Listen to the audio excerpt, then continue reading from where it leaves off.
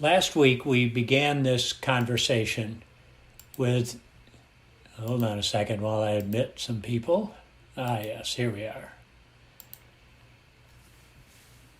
With relating incidents about times in my life when I was so unaware that I was triggered and didn't even know it was happening.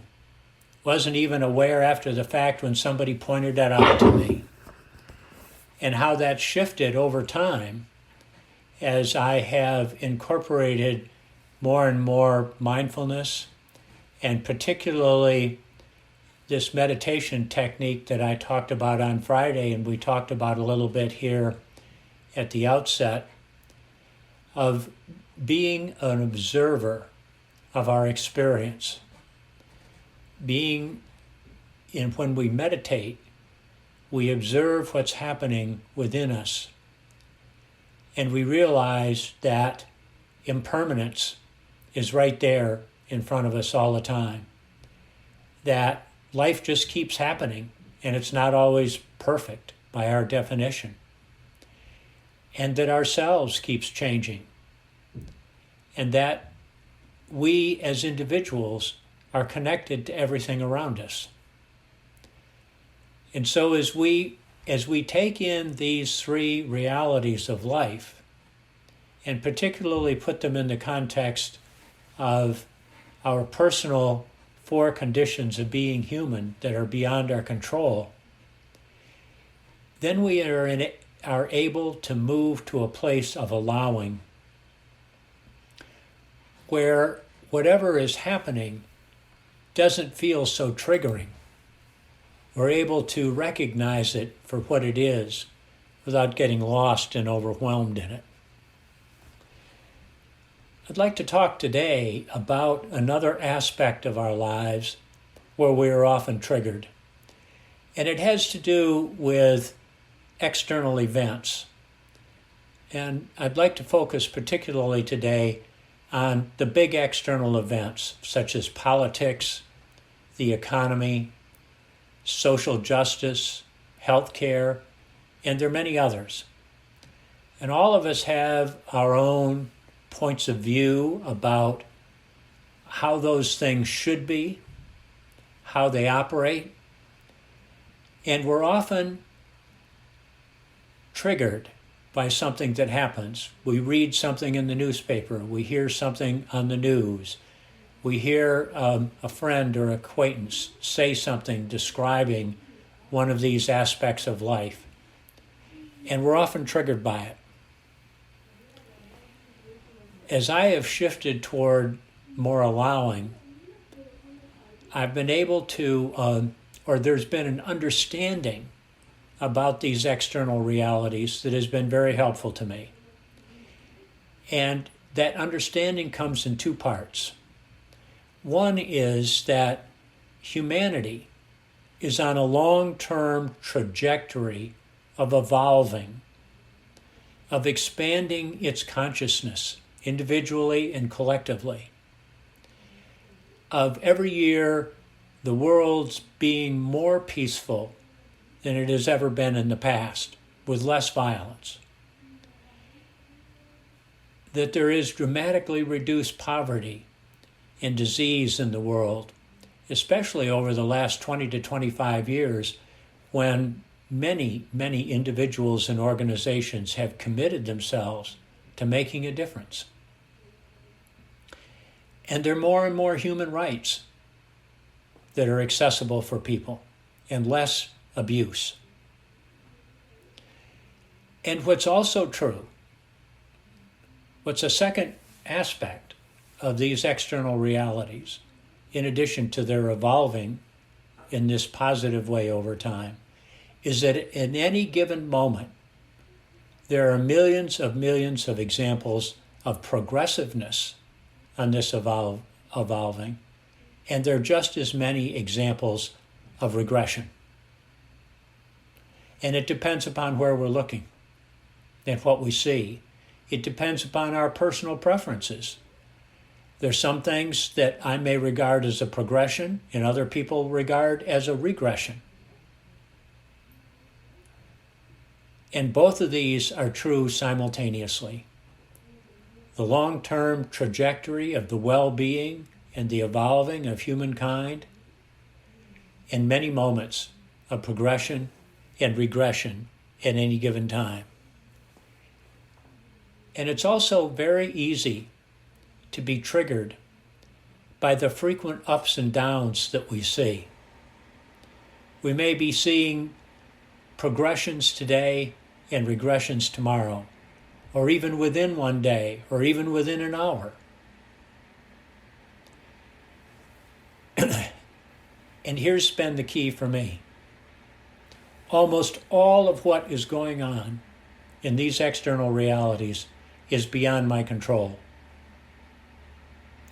It's actually beyond almost anybody's control.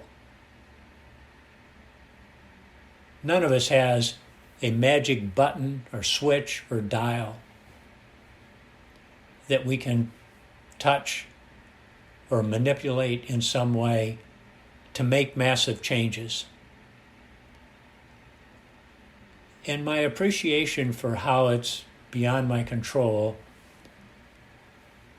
has at its foundation this reality of impermanence, of my having my own firsthand experience with impermanence, with interconnectedness. Everything's connected, with causes and conditions, and with complexity.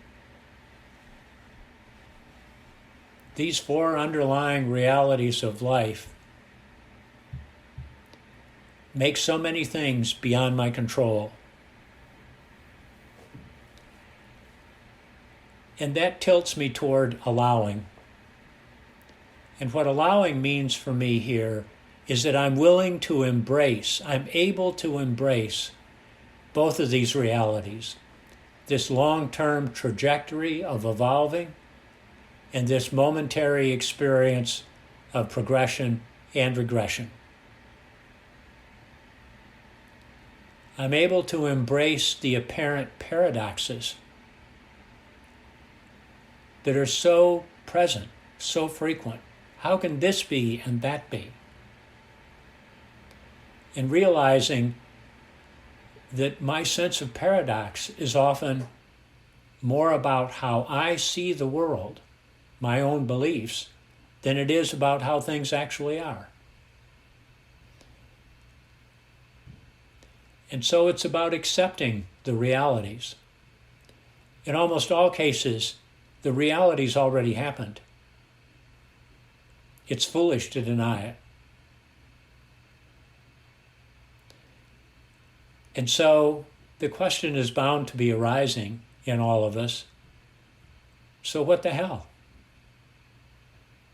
Why even bother to be here? Why bother to have a thought?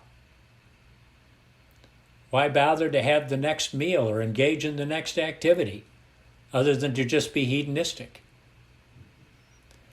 Well, it turns out, as we all have in our own experience, that how we show up matters. That it's both beyond our control and how we show up matters. And so on Friday, we'll be talking at some length about what is mine to do, that how we show up does matter. But at the moment, let's shift into doing a practice.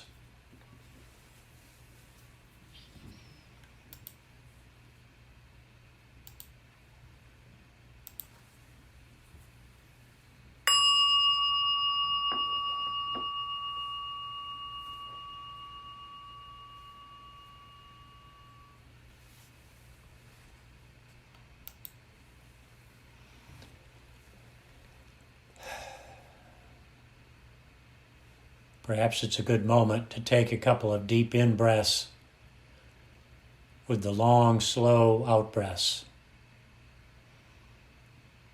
Feeling that extra tension and energy slip away. Allowing ourselves to come to center. Allowing our attention to come into this moment.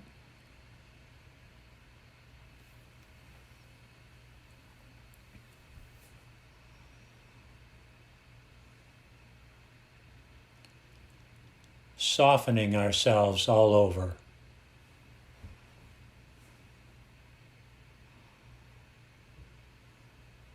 Dropping the shoulders just a little bit more. Noticing any places in the body where there's some tension. And just breathing that tension out. Allowing ourselves to be just as we are in this moment.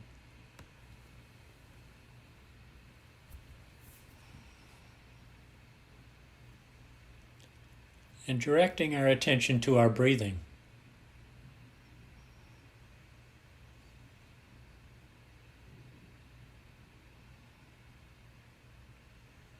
Focusing our attention on where the in-breath shows up in the body.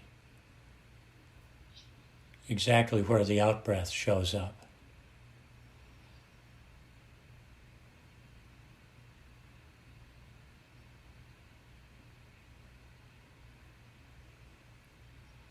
Fully embodying this experience of breathing.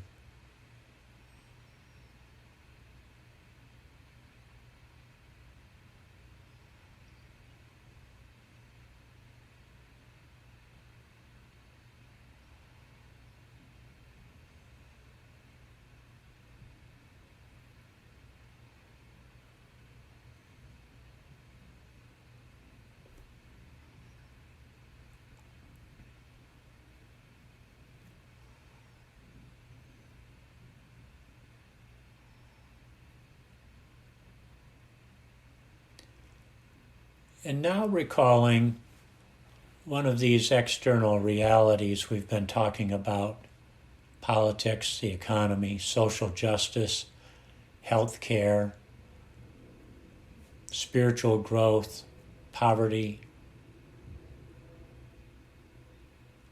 Choosing one that is of some concern to you personally.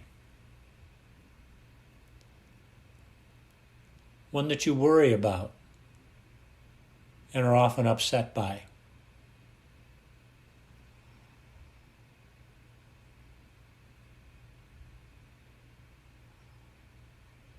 And focusing on the specifics of what is upsetting to you about this external reality.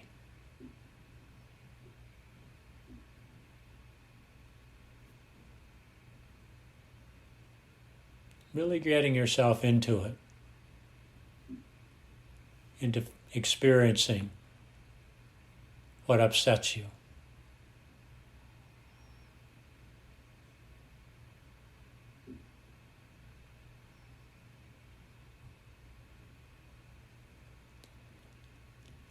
And now on a couple of in-breaths, expanding your awareness.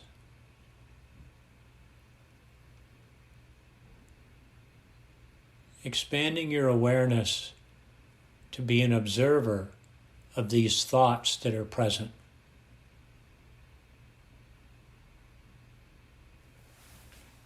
Being an observer of the emotions that have arisen.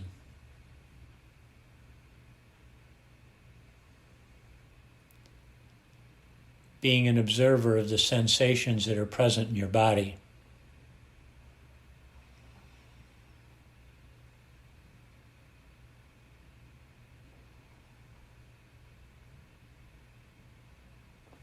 And continuing on each in-breath to expand your awareness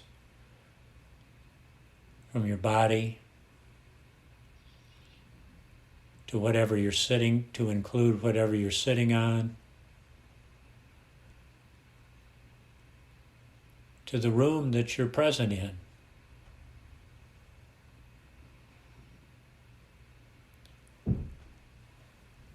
And from this broader perspective, consider what has happened in this external reality you're worried about over the last 50 or more years. What is its long-term trajectory?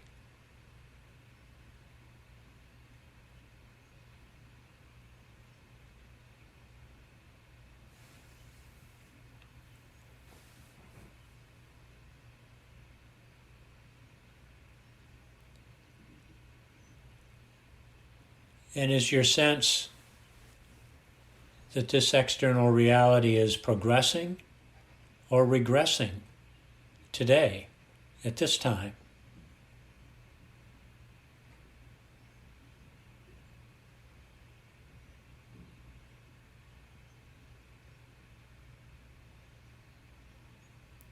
And from this place of expanded awareness, notice how you were relating to this reality right now.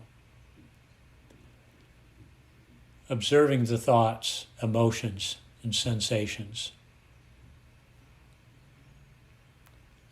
How are you relating to this reality through your thoughts, emotions, sensations?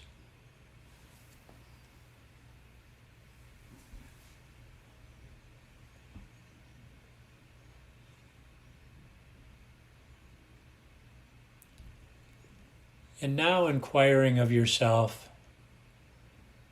what would you like to be different in how you relate to this external reality? What would you like to be different in how you relate to it?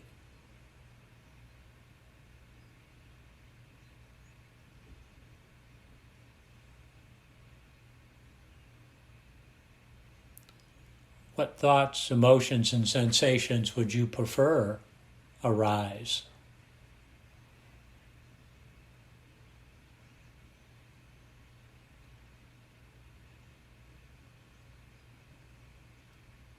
And gently setting an intention for allowing this to be your experience, this preferred way of relating, of allowing it to happen.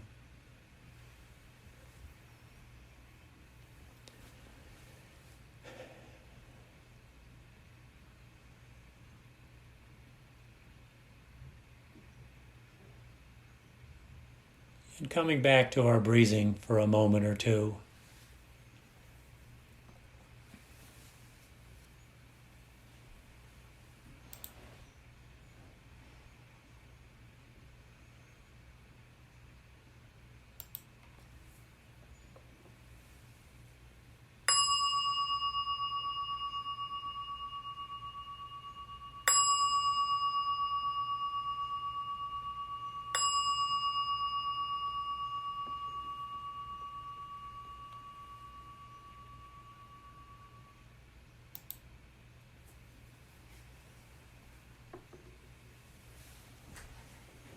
And continuing to pay attention to what's going on inside you. Being aware of how you're relating to this moment.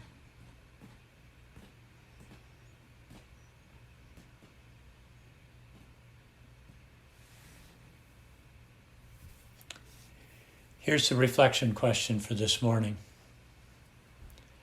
How might this practice or attitude or behavior of allowing, of being in a place of allowing, help shift how you relate to big external events?